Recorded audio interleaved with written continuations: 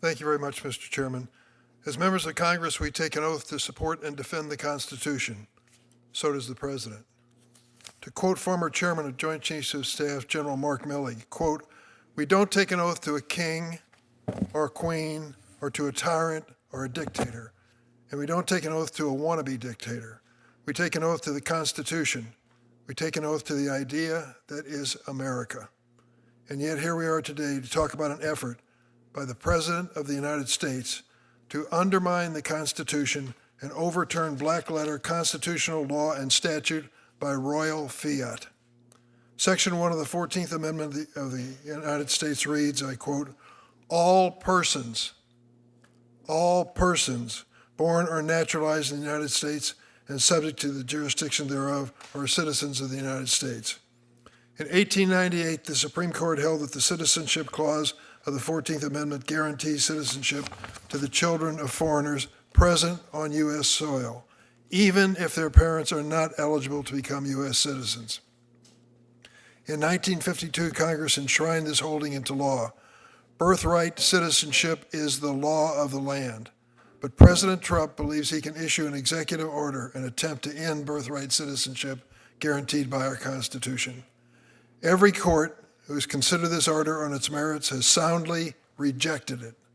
District Court Judge John Kunar, who was appointed by President Ronald Reagan, called it, quote, blatantly unconstitutional. President Trump's illegal birthright citizenship order is not just an attack on the Constitution. It's an attack on millions of immigrants who have contributed in countless ways to our culture and our economy. But this just isn't about notable birthright citizens. The executive order would create a permanent underclass of American-born children who would contribute to our nation and yet be denied the opportunity of citizenship. As General Milley said, our oath is to the Constitution and the idea of America.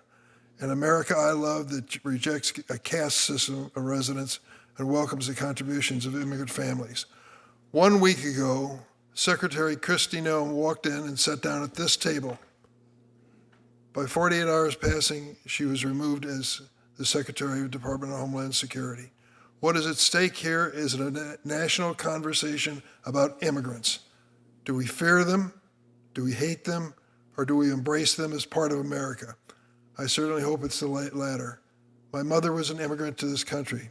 My 2 brothers were born before she became a naturalized citizen. Is there any question? They served our country in the United States Navy, both of them. They've now passed away. Is there any question that they were really American citizens?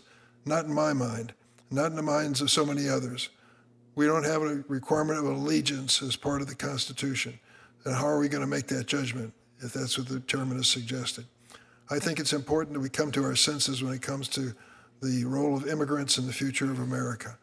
If those immigrants have broken the law and are dangerous to our country, they should be gone. But if they are here making an honest contribution, they shouldn't be rounded up in a mass deportation. So far, 6 out of 7 of those who have been deported or arrested by ICE were in this country without any criminal record of any consequence. 6 out of 7. It was supposed to be the worst of the worst.